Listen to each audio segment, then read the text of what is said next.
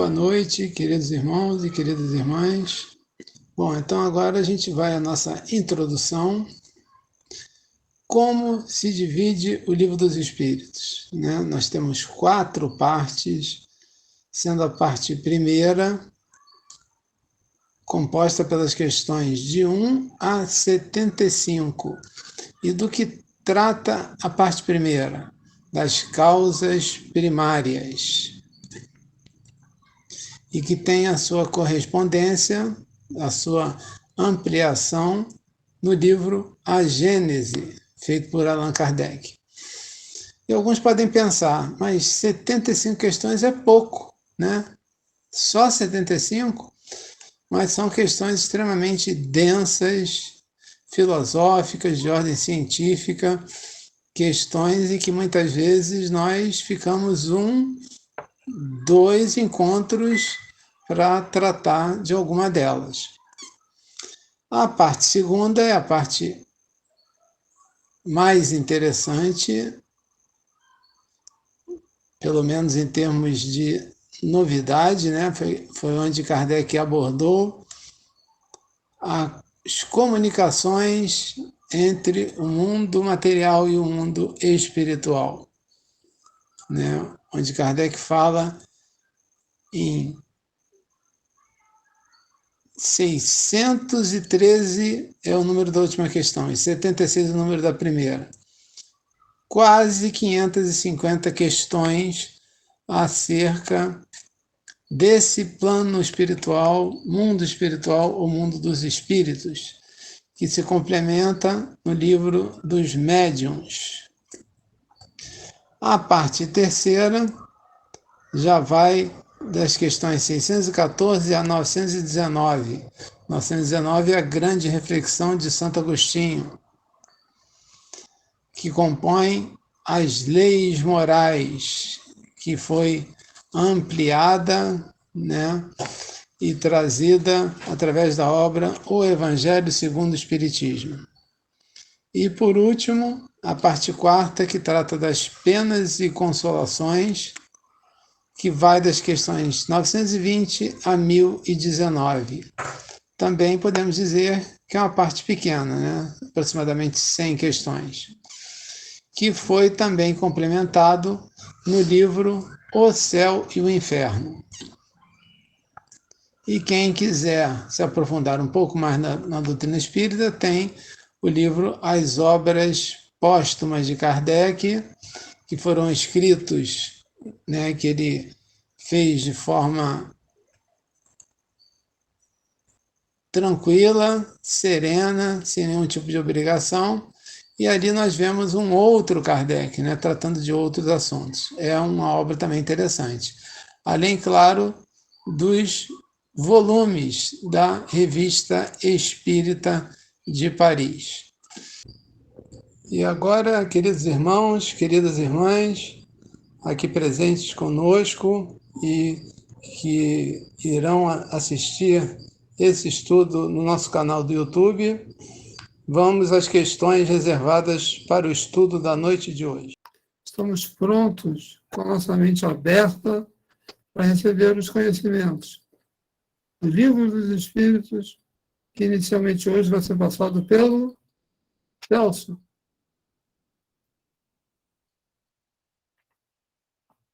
Contigo, meu irmão. Olá, então tá. Vamos lá, boa noite a todo mundo. Vamos juntos dar uma olhadinha nessas questões que são importantes para solidificar os nossos entendimentos, a nossa percepção, nosso conhecimento. Então, na questão 371, que ainda está dentro da segunda parte, né, do capítulo 7, e ela tem como subtítulo, essas questões têm como subtítulos deficiências mentais. O som tá bom aí, Paulinho? Tá ótimo. Beleza, então tá. Então, nessa primeira questão, o nosso amigo pergunta, nosso amigo é Kardec, né? Ele elabora as questões e faz a seguinte pergunta lá. Tem algum fundamento de pretender-se que a alma dos cretinos e dos idiotas é de natureza inferior? Primeiramente, a gente tem que perceber que esses dois termos, essas duas palavras, cretino e idiota, não têm a mesma conotação que a gente utiliza hoje. Naquela época era diferente. Ela está ligada exatamente à dificuldade que as pessoas tinham de se expressar, de se comunicar, manifestar toda a sua capacidade intelectual. Elas tinham bloqueios no seu entendimento e eram classificadas como cretino, como idiota, por causa dessa dificuldade. E aí ele quer colocar o seguinte, a seguinte pergunta: pessoas com essas dificuldades, com esses bloqueios, elas são de natureza inferior, têm uma alma de natureza inferior? Aí a resposta é: nenhum. Eles trazem almas humanas, não raro, mais inteligentes do que supondes, mas sofrem da insuficiência dos meios de que dispõem para se comunicar da mesma forma que o mundo sofre da impossibilidade de falar. Então, ora essa. Se a gente ouviu muita coisa daqui que a menina falou, esqueci o nome dela, falou agora, do perdão. Yasmin, muita coisa que ela falou agora tem a ver com essa questão da causa e efeito. Ora essa. Se a criatura vem com uma dificuldade de se expressar, algo aconteceu. Ela não foi simplesmente sorteada, escolhida. Ora, agora você, na próxima existência, você não vai poder falar, não vai poder se comunicar, não vai poder expressar a sua capacidade de intelecção. Você não vai poder fazer isso. Não é assim. Então, na época, se pensava que essas pessoas tinham uma condição inferior. Mas aí a gente tem que perguntar também: é inferior moralmente? É inferior intelectualmente? Porque a gente está num planetinha de provas e expiações, onde a maioria aqui, moralmente, é inferior. Né? Grande maioria. Quem não é inferior moralmente não está no planeta. Está encarnado, está numa outra situação. Então, ele coloca isso. Essas pessoas são inferiores àquelas que aparentemente são normais? A resposta é não. Claro que não. Isso é uma condição temporária. Isso é uma condição que foi e é necessária para que esse espírito, para que essa pessoa reflita sobre as condições que a colocaram nesse sentido. Então, ela fica ali, como se estivesse aprisionada. Na 372, assim, que objetivo visa a previdência criando seres desgraçados, ó, como os cretinos e idiotas? Entrou um negócio ali. Tá.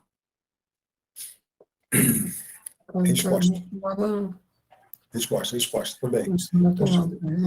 Os que habitam corpos de idiotas são espíritos sujeitos a uma punição. É importante a gente trocar essa palavra punição aqui, né?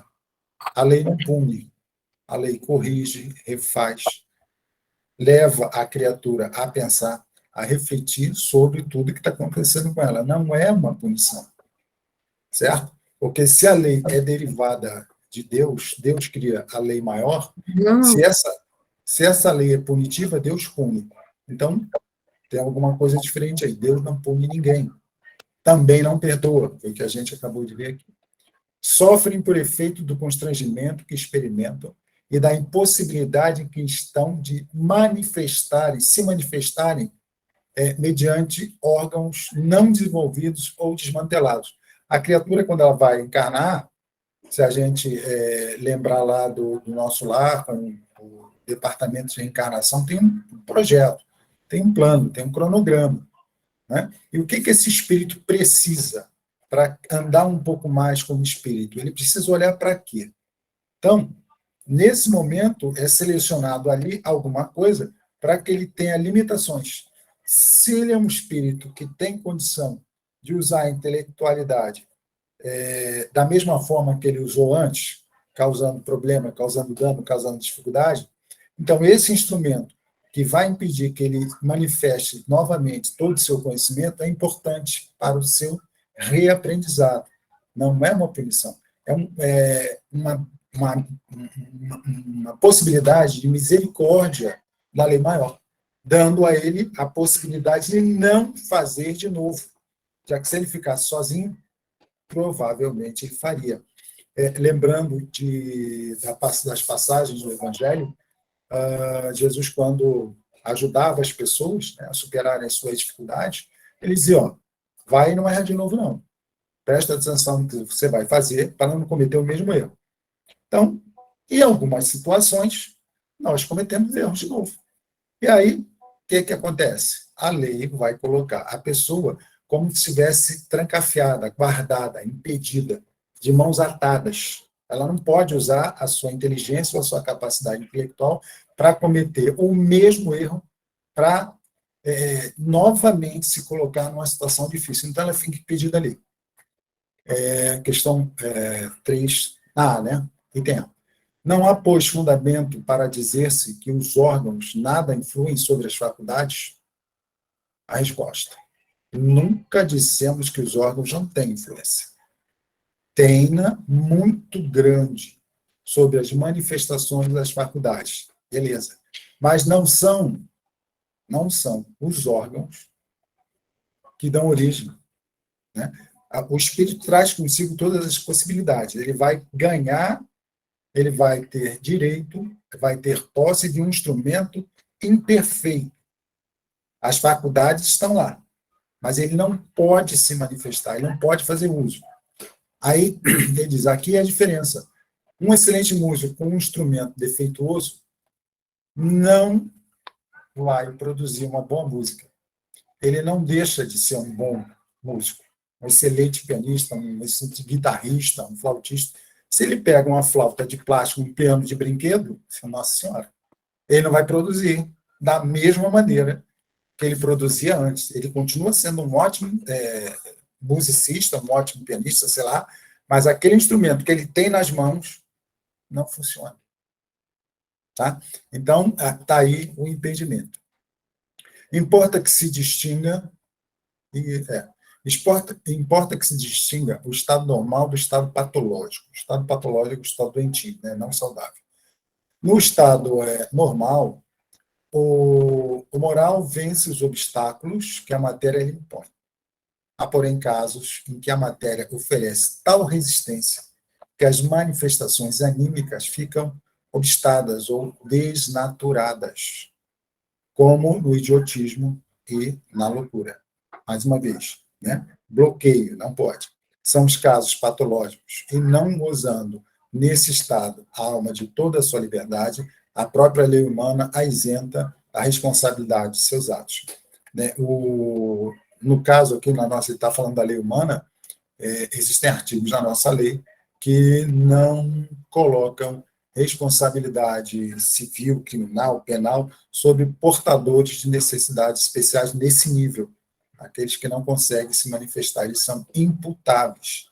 A lei não vai alcançá-los como se fosse uma pessoa, entre aspas, normal, que está diante da sua razão, de toda a sua posse, da sua intelectualidade, poderia não fazer e concorreu para fazer aquilo.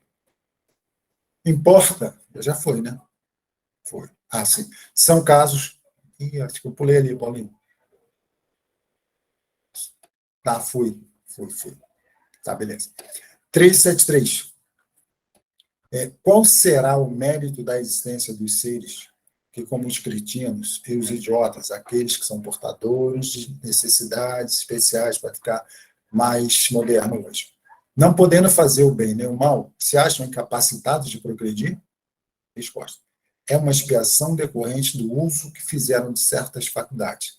É um estacionamento temporário. Veja bem, ali, né, na 373, a pessoa em expiação, ela está tendo possibilidade, através disso aí, de quitar os seus débitos. Certo? A gente sabe, pelos estudos da obra, que o espírito não retrograda. Ele pode estacionar e, como se fosse um rio, ele vai represar suas energias, adquirir novos conhecimentos e avançar. Mas aí, ele fica parado, ele não acontece nada. Lembrando que, no momento em que ele está impedido de agir por si mesmo, a lei continua agindo por ele, tem amparo, tem amigos espirituais, tem família espiritual, tem uma série de situações que vão ajudá-lo, mesmo que ele progrida mais lentamente que o normal. A própria expiação, a própria quietação já é um processo de crescimento, já é um processo de evolução, porque necessariamente ele será obrigado a refletir sobre aquilo. Ele é obrigado a pensar nas dificuldades que ele... Estou falando isso porque tem uma questão ali na frente. Nas dificuldades que ele está passando agora, poxa, caramba, eu estou aprisionado aqui. Isso acontece porque eu dei causa, não foi ninguém, não foi a lei. Então, ele é obrigado a refletir se vale realmente a pena a continuar daquele jeito ou usar as suas faculdades intelectuais desse jeito. Então, a validade da situação é fazer com que essa criatura repense. A validade da situação é fazer com que a criatura olhe para si mesma, sem comparação com ninguém, sem nada, e veja o quanto ela se prejudicou ao usar a sua capacidade de raciocínio, prejudicando outras pessoas, mas na realidade o maior prejuízo foi dela. Ela usou toda a sua inteligência, todo o seu potencial, todo o seu conhecimento contra si mesma. Aparentemente, eles podem estar paralisados num olhar menos atento, mas estão, com certeza, progredindo de uma forma mais lenta. Nada nas leis maiores, nada no multiverso está parado. Então, por que um espírito que está supostamente aprisionado numa condição estaria estacionado, parado, sem andar um milímetro, vou dizer assim? Ele também está em progresso. Tudo caminha no multiverso. Tudo é movimento, nada está parado. Aí, tá. B. Pode, assim, o corpo de um idiota conter um espírito que tenha animado um homem de gênio em precedente à existência? Resposta. Certamente. O gênio se torna, por vezes, um flagelo, quando dele abusa o homem. Então, é o efeito, né? A lei de causa e efeito novo, e tem uma coisa que eu não sei se Paulinho já ouviu falar isso, que é o efeito mula. Já ouviu, Paulinho, o efeito mula? M-U-L-A. Mau uso do livre-arbítrio. Gostou dessa? Essa aí é não gostei. É o efeito mula. Então, o cidadão é um gênio. A gente tem vários exemplos na nossa história da humanidade, né? Eventos recentes do século passado, né? Que utilizaram a sua inteligência para desfazer aquilo que a natureza construiu durante tantos anos, né? Milhares de anos. Usaram a sua inteligência apoiada na sua vaidade, no seu ego, no seu orgulho, na sua ganância, né? De sei lá de quê. E o que acontece? Meu amigo, você vai perder isso aí. As suas possibilidades agora ficarão suspensas temporariamente. Você vai ficar aprisionado dentro de si mesmo. Então, vamos lá. A superioridade moral nem sempre guarda proporção com a superioridade intelectual e os grandes gênios podem ter muito que espiar. Daí, frequentemente, lhes resulta uma existência inferior à que tiveram e uma causa de sofrimentos, certo? Os embaraços que o espírito encontra para as suas manifestações se lhe assemelham às algemas que tolhem os movimentos de um homem vigoroso. Pode dizer-se que os cretinos e idiotas, portadores de necessidades especiais, são estropiados do cérebro, como o coxo o é das pernas e o cego é dos olhos. A gente está falando de possibilidades intelectuais, falando de mente, de cérebro, mas todos os outros que têm alguma dificuldade, algum impedimento na sua locomoção, na sua expressão, também são espíritos, são pessoas que têm alguma quitação, alguma coisa a ver com as leis maiores que usaram de forma incorreta. 374. 374. Na condição de espírito livre, o idiota tem consciência do seu estado mental? Frequentemente tem. compreende que as cadeias que lhe obstam ao voo são uma prova e expiação. Normalmente tem, ele está falando ali, frequentemente tem, mas isso não é para todo mundo, não. Vai depender de quanto esse espírito já percorreu. Porque muitas vezes a criatura permanece presa no corpo sem a sua possibilidade de entendimento, e quando deixa o corpo pelo desdobramento do sono, por exemplo, também permanece nesse estado. Uma das maiores dificuldades para um espírito que tem consciência do que está acontecendo é quando ele sai do corpo, reassume suas faculdades, suas possibilidades de comunicação, e ele sabendo que tem que voltar para a prisão. Tá? É aquela saidinha de Natal, saidinha de Irmãs, saidinha de Natal, mas ele tem que voltar para a prisão. Então, essa é a maior dificuldade, uma das maiores dificuldades que ele tem. Ele sabe que tem que voltar para aquela prisão, ele sabe que tem que voltar para aquele corpo onde ele não pode se manifestar. Tá? Então, é muito interessante notar que alguns, ou não sei se a maioria, não tem consciência disso. Existe um livro chamado Deficiente Mental, Porque Fui Um, eu acho que é daquele time lá do Antônio Carlos, aquele time lá da Patrícia, acho que é daquele povo lá, Vera Lúcia, né? Então, esse livro vem contando situações onde as pessoas trazem deficiências mentais. E tem uma história lá de um garoto, que nesse momento é um garoto, que é o Pablo. Ele é portador de necessidades especiais. E quando eles vão para o astral, lá, desdobrados e tal, ou já no desencarne, né? Já desencarnados, eles têm um acolhimento, têm escola, tem um monte de coisa. E Pablo não consegue lembrar, apesar do tempo passar, ele não consegue lembrar de fragmentos de suas encarnações passadas, como os outros portadores de deficiência também, na encarnação anterior, na mesma sala vão lembrando com o tempo, ele não consegue.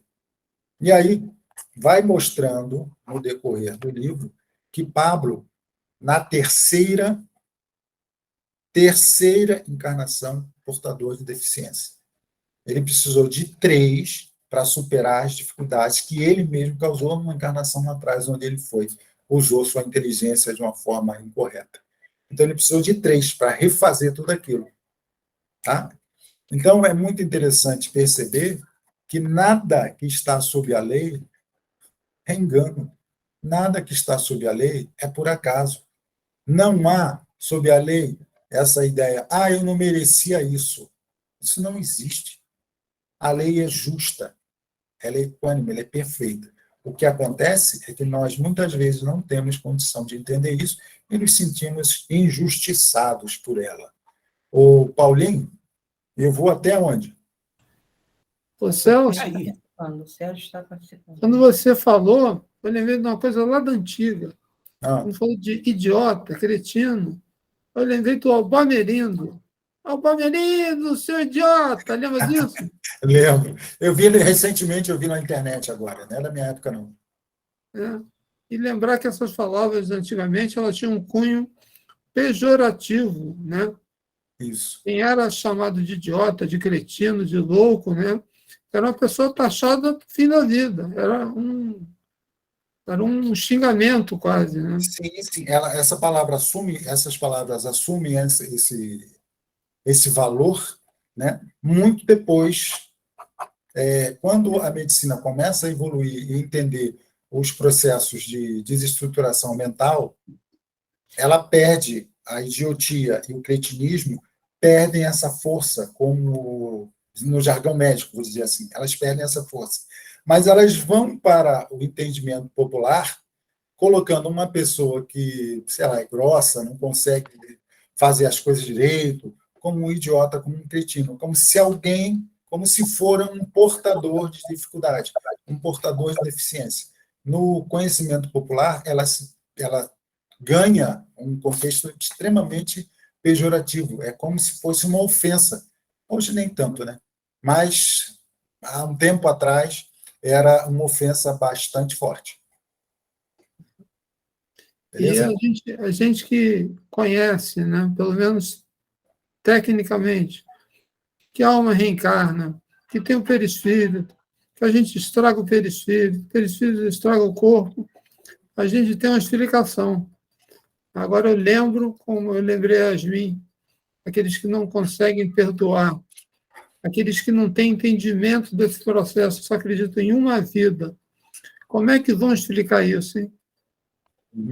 Então, aí, meu amigo, a situação é o seguinte: a lei é para todos, né? Todos, independente se você acredita ou não, a lei da gravidade está aí, certo? Eu não consigo ver, mas ela está aí. Então, a lei maior é para todos. Estamos todos debaixo dessa lei. Mesmo que eu não acredite, eu vou ser alcançado por ela. Eu vou ser enquadrado nessa lei. Não existe aquela coisa... Você vai para um país estrangeiro, você tem que saber quais são os costumes que lá estão, certo? Você tem que saber como é que você vai andar na rua, você tem que saber o que você vai falar, como você vai se dirigir às pessoas, tá? Aí não adianta você chegar lá e dizer, eu não sabia. Você vai ser enquadrado na lei, não importa. Então, para essa questão é a mesma coisa. Se a pessoa acredita ou não, se ela é crente ou não, na reencarnação ou não, ela faz parte de um grupo que está sob a égide dessa lei maior. Então, de acordo com aquilo, ela vai ser enquadrada e, quem sabe, futuramente, ela vai tomar consciência do que foi enquadrado. Mas ela vai ser enquadrada compulsoriamente na lei, não importa. Céu e inferno, Código Penal da vida futura. É isso aí. Sabe quantas pessoas, eu chamo de pessoas, mas não é espírito, né? Chegam na desobsessão, puxa, eu pensei que eu ia para o céu, eu estudei tanto, ouvi tanto e tal e tal. Não é? Ele, apesar de não ter ido para o céu, que ele imaginava, até muitas vezes pagou, ele é levado para uma condição, e muitas vezes em casas como as nossas, e aí nas co-irmãs, ele é levado com esclarecimento. E ali, naquele esclarecimento, ninguém vai tentar convencer o cara de que a reencarnação, de que isso, que ele tal. Não. Vai ser mostrado a ele que ele precisa enxergar a dificuldade onde ele está, aceitar aquele momento e seguir a partir dali. Com a orientação de irmãos que estão ali, de situações que estão vindo mais para frente, mas naquele primeiro momento onde você recebe o cara, você não vai convencer de nada, não. Vai tirá-lo daquele estado de torpor, de caramba, e agora? Me disseram que o céu, e eu não estou no céu, eu estou aonde? Meu irmão, você está numa das casas do Pai. Na casa do Pai existem muitas moradas, e essa daqui é uma delas. Você está aqui para ser acolhido também. Mas eu não vou... Depois ele vai para o céu, não vai? Centro Espírita do Umbral Profundo. Olha, eu não sei não, porque eu não conheço, eu nunca estive lá, mas já ouvi falar. É isso aí. Tá, passando a palavra ao nosso irmão Sérgio. Sérgio, assume daí, irmão. Boa noite a todos. Mais uma vez, é um prazer estar aqui nesse sábado e para nós falarmos de um tema difícil. Depois do Celso ter falado, fica parecendo que ficou fácil, mas é o traquejo do bom professor que facilitou todo esse trabalho. É um tema bastante difícil. Para tentar ser o menos repetitivo possível, uma vez que foi sem qualquer bajulação, foi muito bem abarcado tudo pelo Celso, eu queria entrar por um viés assim um pouco diferente, mas chegando ao mesmo caminho, ou ao mesmo destino. No consultório, tanto psiquiátrico como no consultório psicoterapêutico, há uma preocupação inicial, fundamental, em nós identificarmos se o sujeito na sua necessidade, e simplificadamente aqui, se ele é neurótico ou se ele é psicótico. Não se pode tratar um neurótico como um psicótico e um psicótico como neurótico. É um equívoco inaceitável, inadmissível e com grandes problemas, seríssimos problemas. O neurótico, ele é aquele sujeito, e eu estou aqui contando, somos 16, é aquele sujeito que ele tem os seus problemas, as suas questões, mas ele tem um contato com a realidade, um contato firme com a realidade. O psicótico, no geral, e aí o DSM-5, que é um manual para psiquiatria, ou o CID-10 e 11, que também é um outro manual de doenças, né, muito utilizado para, por exemplo, para as questões dos trabalhadores, quando precisam de licença e tudo, todas aquelas doenças têm uma caracterização, né, tem uma numeração.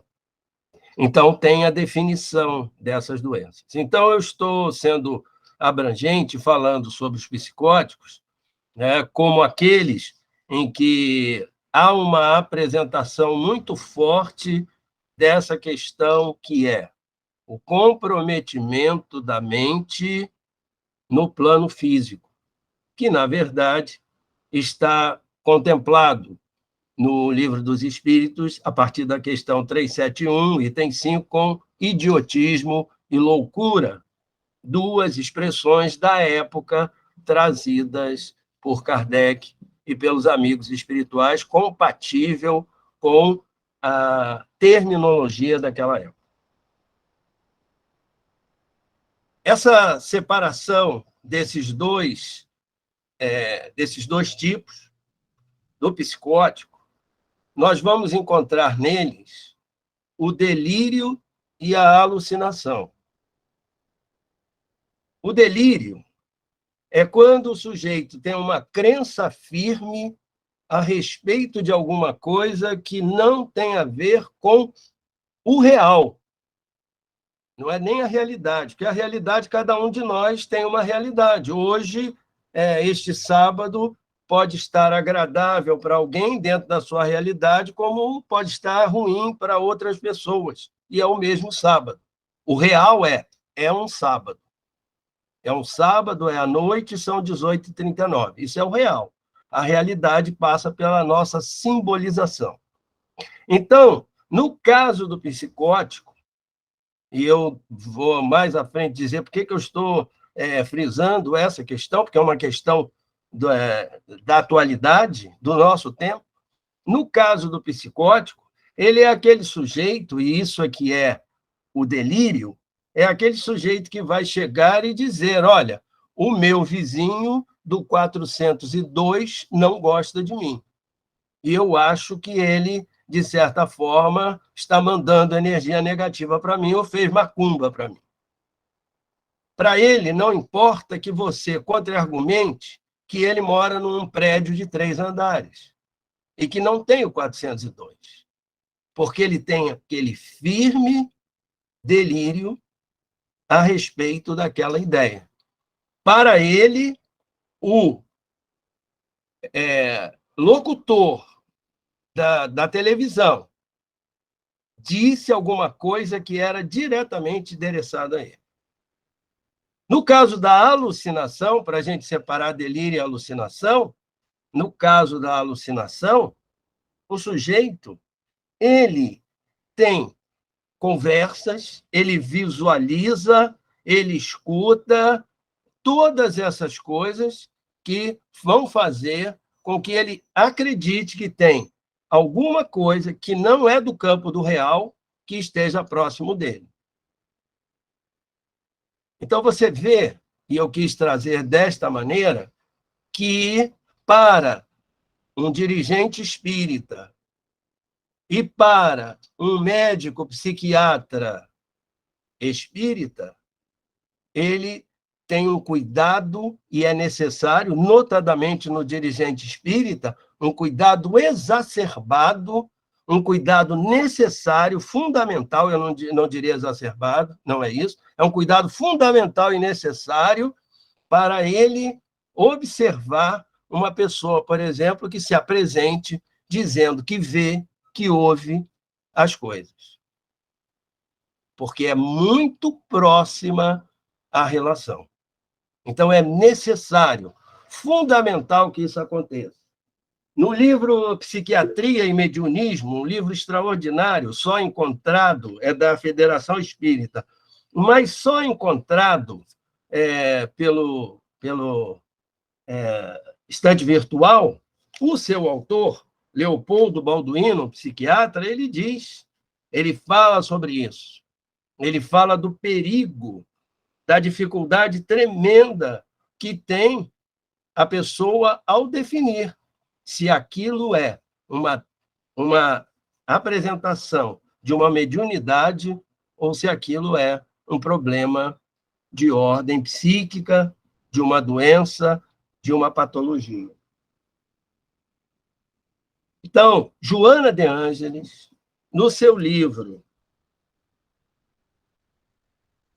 Dias Gloriosos, vai me dizer o seguinte, e isto é fundamental para nós. O espírito, princípio inteligente do universo, é uma forma de energia pensante, que possui, além de outras, a propriedade de assimilar vibrações exteriorizadas por intermédio de ondas mentais, que se corporificam e se expressam na matéria. Fundamental aqui é nós nos lembrarmos que o espírito é o princípio inteligente do universo. Por quê? Porque nós estamos falando de manifestações da inteligência, da movimentação do espírito no plano físico, quando o seu corpo mais denso apresenta dificuldades. E diz Joana, em Triunfo Pessoal, nos transtornos psicóticos profundos, a esquizofrenia destaca-se aterrorizante, em face da alienação que impõe ao paciente, afastando-o do convívio social e conduzindo-o à vivência da própria incúria, sem a capacidade de discernimento que se encontra embotada. E a esquizofrenia, e esse nome, ele foi dado por Eugene Bloyer, um psiquiatra suíço. Ele antes era conhecido como demência precoce, porque ela vem se apresentar na passagem da juventude para a idade adulta, via de regra. E ela, então, atinge e toca o jovem no seu início de caminhada para a idade adulta. E ela é cruel. Dito isso, eu vou iniciar, então, aqui Se me permite só uma pergunta, você diria, depois de tudo isso que você falou, que seria, no mínimo, aconselhável que o dirigente de um trabalho de desobsessão tivesse um conhecimento raso que fosse de psicologia, de psiquiatria? Não é o dirigente do trabalho de desobsessão. É o corpo dirigente da casa que receba alguém, sim, que vá até aquela casa e que esteja apresentando, via de regra, um sofrimento. É uma família que leva uma mocinha que vê coisas, que escuta, e ela, inconformada com aquela situação, preocupada, o desconhecimento, né, daqueles fenômenos todos, e certamente ela poderá ter passado por um psiquiatra, e dependendo, né, do conhecimento dele, né, dessa interação que já se faz entre a medicina e a espiritualidade, né, tão preconizada até por Einstein, que uma não caminha sem a outra, uma é manca e outra é cega, se uma deixar a outra, esse dirigente precisa, ou esse grupo de dirigentes precisa ter muito cuidado e estar em sintonia com o mundo espiritual para que tenha a inspiração trazida por esse. Né? Respondi, Paulo? Perfeito. Então, vamos lá na pergunta 375. Qual é a situação do espírito na loucura? Eu ainda quero abordar, igual o Chacrinha, eu não vim para explicar, eu vim para confundir. Eu quero trazer 3 temas aqui para nós conversar. Qual é a situação do espírito na loucura? Respondem os espíritos. os amigos espirituais. O espírito, quando em liberdade, recebe diretamente suas impressões. Quando em liberdade, o espírito, não no corpo físico. Recebe diretamente suas impressões e exerce diretamente a sua ação sobre a matéria. Mas encarnado, encontra-se em condições totalmente diferentes e na contingência de não o fazer, senão com a ajuda de órgãos especiais, que uma parte ou conjunto... está aqui. Olha só, eu estou tão desacostumado com a tecnologia que eu estava lendo direto do meu, tendo aqui à frente o meu querido Itamar. O espírito, quando em liberdade, recebe diretamente suas impressões e diretamente exerce sua ação sobre a matéria.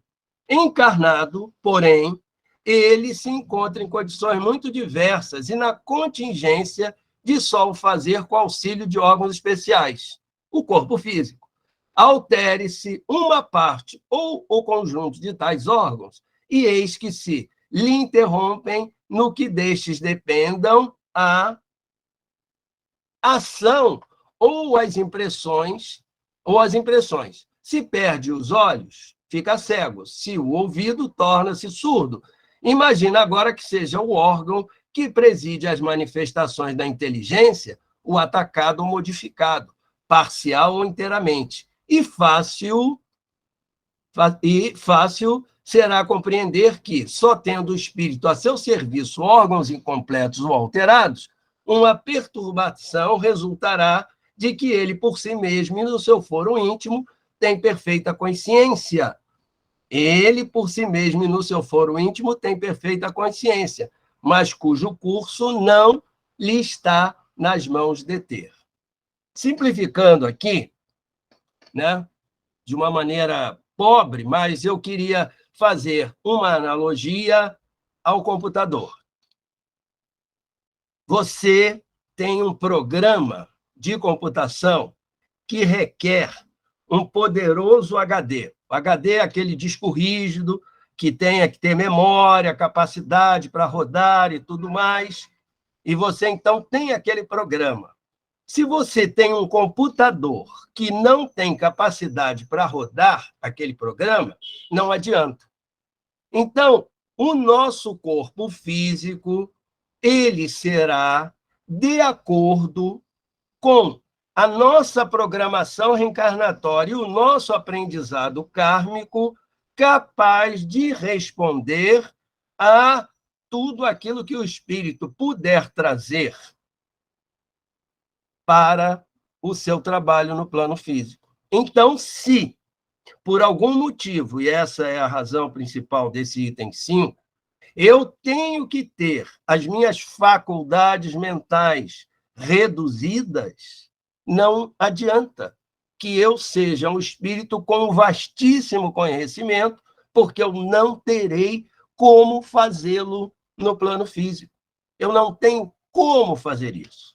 Agora, no meu desdobramento para o plano espiritual, isso é outra coisa. Eu me sinto liberto, lembram da fala? Eu me sinto liberto e eu tenho, e é necessário, porque faz parte do meu aprendizado, eu tenho e é necessário um conhecimento alargado a respeito de tudo. E posso, inclusive, fazer as minhas observações sobre o que está me acontecendo.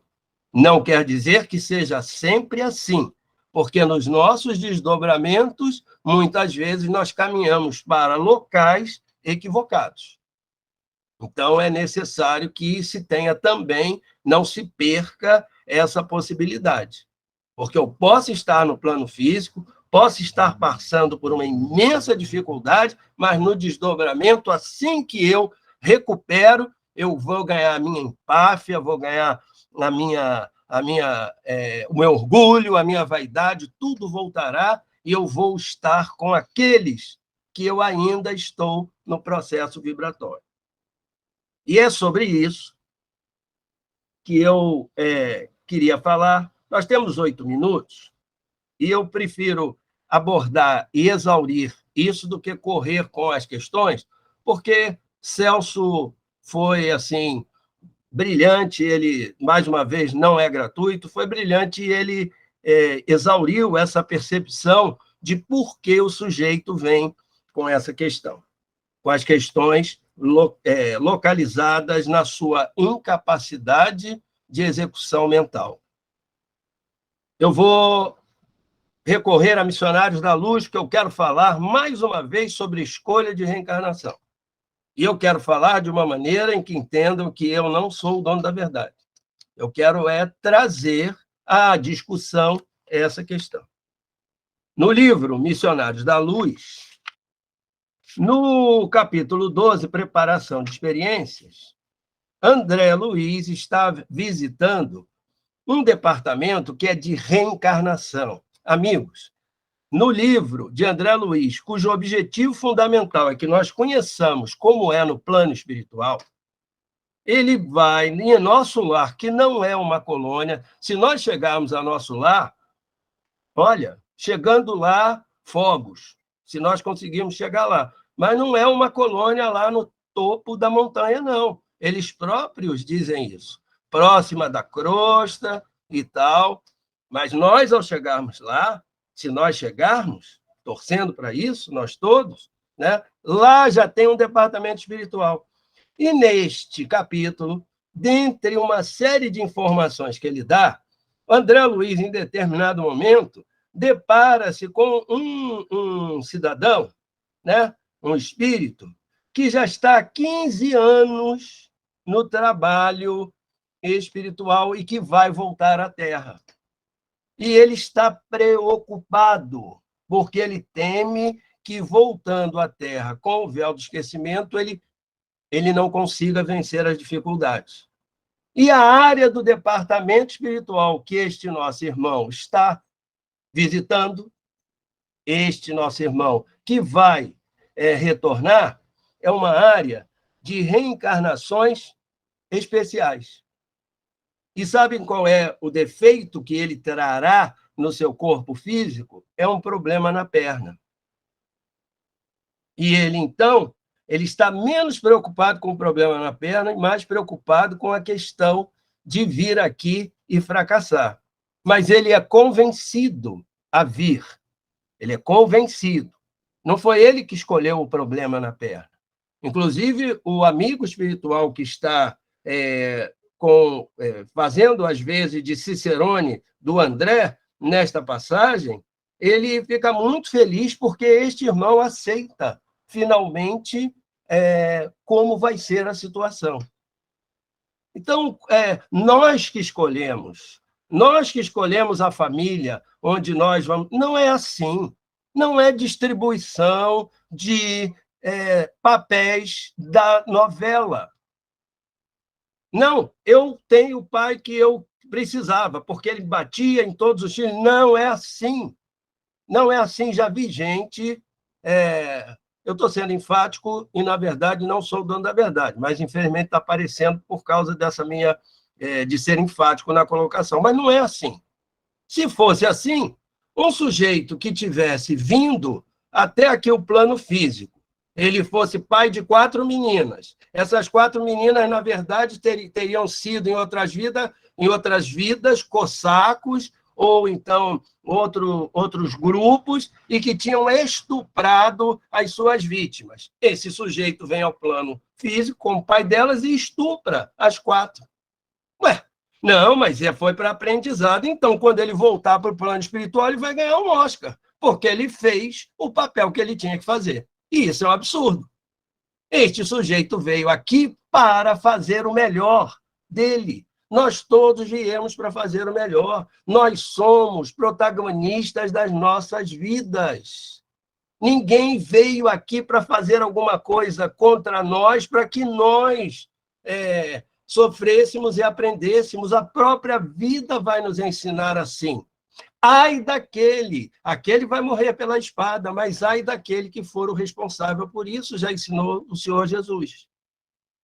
E uma outra coisa que eu quero colocar, nós estamos falando aqui dessa questão da esquizofrenia, da idiotia, da loucura. Nós estamos falando de ego fragmentado. Nós estamos falando de ego fragmentado. Não pode haver neste planeta que nós vivemos, e nem no próximo planeta, um planeta intermediário, que nós sabemos como é, pela descrição, não pode haver falta de ego. A ausência do ego é a ausência do egoísmo, do egocentrismo, não da ausência do ego, porque o ego ele é necessário para que você tenha contato com o outro. Por isso que a esquizofrenia é uma cisão da mente, é um ego fragmentado. Então, é a ausência de determinados aspectos é que vai determinar isso. Daí, Joana de Ângeles citar e insistir sobre um eixo chamado eixo ego-self, que seria uma ponte direta entre a centelha divina e o ego. Por isso que Gandhi diz assim, o ego é um péssimo gestor, mas é um ótimo executor, porque nós precisamos dele. Então, não ter ego, não existe isso. Existe um autor, sugiro a vocês que leiam, poderia aqui citar algumas passagens, até separei, mas não dá tempo, chamado Ken Wilber. Ele é um filósofo religioso, com religiosidade, um filósofo místico, conhecido no mundo todo, notadamente nos Estados Unidos, não é protestante, também poderia ser, mas não o é voltado para o budismo, para as religiões indianas e tudo mais. Ken Wilber lembra e faz uma apologia à questão da força do ego, por exemplo, do Senhor Jesus. É preciso ter uma força extraordinária, um ego forte, para poder superar todas aquelas dificuldades. Mas acontece que ele tinha uma ligação direta com o sagrado. Eu e o Pai somos um, mas o Pai é maior do que eu. Jesus, ele não precisava usar o livre-arbítrio. O livre-arbítrio é alguma coisa que nós precisamos usar. E eu sempre dou esse exemplo para a gente ver, para nós vermos, até para fazer uma massagem no nosso próprio ego, de uma situação. Você tem R$2 na mão, aquela nota de R$2 parece 100, e você vai pagar alguma coisa de R$1 no supermercado. Você dá a nota de 2, mas a caixa, que está zangada, teve um dia ruim, olha para você, zangada, quase rosna, quase morde você, porque você é para ela, você deu uma nota de 100 para pagar R$1, e te dá zangada a troco de R$99. Você pode, no primeiro momento, pegar os R$99 e, com o seu arbítrio, e usando um mecanismo de defesa que a gente usa, o ego usa, chamado racionalização, eu vou pensar o seguinte: esta moça ficou zangada, foi mal educada, não prestou atenção, eu vou levar os R$99 que ela tem que aprender. Acabei de comprar uma passagem na primeira classe para o Umbral. Eu usei o meu livre-arbítrio, escolhi aquele caminho. Outra pessoa dá R$2, acontece a mesma situação e ele pensa: eu tenho ido na Ramatiz, tenho ouvido o Paulo, tenho ouvido o Celso, tenho ouvido a Norma, tenho ouvido Marisa, professor Hernandes, Elizabeth. Sabe o que eu acho que eu vou fazer? Eu vou devolver esse dinheiro para ela. Eu acho que eu vou devolver, porque isso não vai me fazer bem. Sabe? Eu acho melhor devolver. E aí eu devolvo o dinheiro para ela. O que eu fiz? Usei o meu livre-arbítrio. Tenho chance de ir lá para nosso lar. Mesma situação, eu dou uma nota de R$2, a moça faz a mesma coisa comigo, ou com qualquer um de nós, e nos dá R$99 de troco. Você imediatamente diz: olha, a senhora me deu errado. Não há que escolher arbítrio, não tem arbítrio. Eu sei o que está acontecendo. Onde estão as leis morais? Na consciência. Eu sei o que tem que ser feito. Então, quanto mais o espírito estiver evoluído, mais ele sabe o que tem que ser feito. Mais ele pode ter essa ligação ego-self, menos ele precisa do livre-arbítrio. Então, é muito importante que essas coisas possam até serem discutidas, e claro que haverá discordâncias com relação a isso. Mas já que nós estamos falando disso, do desfazimento do ego, da apresentação do ego nessas doenças, em que o sujeito vem com uma impossibilidade, quando ele vem com um defeito, com uma situação pré-estipulada no plano espiritual, via de regra, para que ele não caia em mais problemas do que ele já teve, porque é retificador, não é punitivo. Nós precisamos ter esse cuidado com relação a isso. E eu termino dizendo, Paulinho, fugindo do roteiro, mas tenho certeza que os amigos, ao lerem as outras questões, com aquilo que o Celso expôs, estará tudo muito claro. Eu termino dizendo que é exatamente o que o professor Philip Pinel fez quando ele, tornando-se diretor de uma instituição, foi lá e tirou as correntes dos loucos em Paris, tirou a corrente das correntes que aprisionavam aqueles loucos e que faziam deles quase animais. Então, antes de mais nada, a coisa mais importante que esses irmãos vêm trazer para nós e para que nós aprendamos é exatamente isso. É que nós, através deles, temos que exercitar muito, muito, muito a caridade, a compreensão e a compaixão, porque não dá só na casa do vizinho. Pode ser que algum dia alguma pessoa, um ente querido, tenha vindo com uma situação ou apresente, de repente, uma situação como essa. Ou, quem sabe, até apresente algo comparado com toda isso que nós apresentamos aqui, apresente algo muito doloroso, terrível para quem já teve ou para quem tem, que é, por exemplo, o processo depressivo. E nós precisamos ter muita tolerância, muita compaixão, muita compreensão e muito acolhimento. Paulinho, perdoe eu ter saído mas tenho certeza absoluta, com toda a segurança, que o pessoal tem total possibilidade de fazer até a questão 378.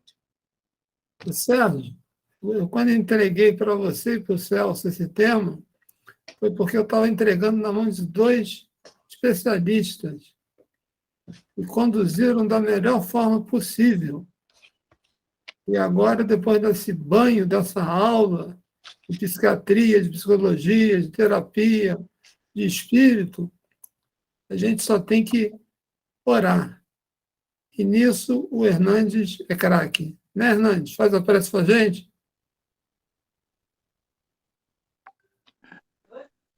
Eu antes gostaria de colocar rapidamente aqui uma ideia do que o Sérgio acabou de apresentar brilhantemente aí também.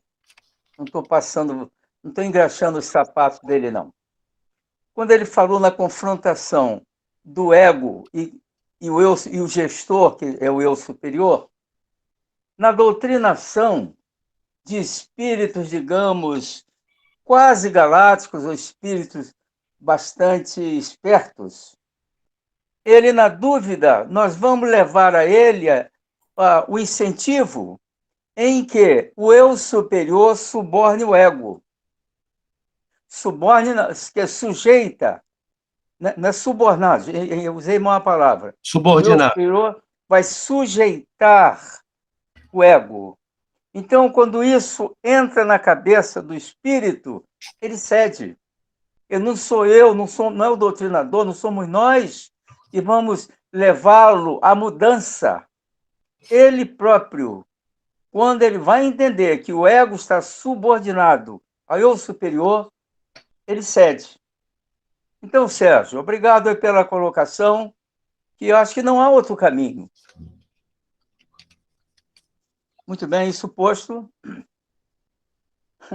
Eu não sou especialista em prece, não, mas todos nós vamos fazer isso juntos, pedindo que cada qual faça, mediante tudo que nós podemos aprender com esses expositores aí, com a proposta do Paulo César.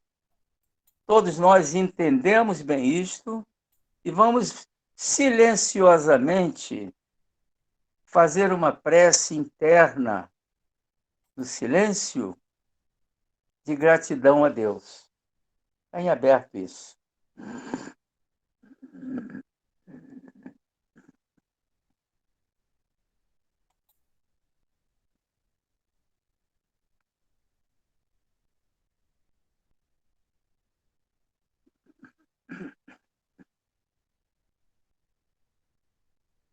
Queridos guias espirituais, guias de estudo e de trabalho de cada um de nós, ao nosso mentor, Paulo de Tarso, a Mãe Maria, a Jesus e ao nosso Deus. Aqui nos colocamos de uma maneira de estudantes, de alunos e buscadores. Poucos são os mestres, e nós não o somos. Passamos por uma série de experiências que mexeram, que tocaram com o nosso intelecto, a nossa inteligência, um desafio à nossa inteligência. E cada um de nós sai deste encontro acrescido de algum conhecimento. Isso é importante, nós entramos aqui para sair em condições melhores do que nós entramos. É o meu caso, por exemplo. Então, pedimos que sejam abençoados todos aqueles que recebam e dão conta das atribuições educativas e educadoras, e que nós, estudantes, aprendizes do Evangelho, da doutrina espírita, estejamos em condições de aprender mais e melhor para servirmos igualmente mais e melhor. Assim assim temos resultado dos estudos de hoje e a nossa gratidão, nosso louvor a todas as entidades que que inspiraram os expositores, agradecendo aos guias espirituais. Agradeço também aos expositores e seus esforços, que para chegarem a colocar o que o fizeram, estudaram, devotaram tempo, aprenderam primeiro para depois nos transmitir. Então, a nossa gratidão a eles pelo esforço. E ao criador do grupo de estudos também, seja sempre inspirado, ajudado pela espiritualidade superior. Sobretudo também, que nesses estudos continua para os resgates de todos, do encarnado e dos desencarnados também, porque a assistência dos desencarnados foi bem maior do que a dos encarnados. Assim, em nome de todos nós, ora participantes, em nome da espiritualidade, em nome de Mãe Maria, Jesus, de nosso Deus, o nome verdadeiro, pedimos autorização para dar por encerrado esse trabalho, dizendo graças a Deus. Graças a Deus. Graças a Deus.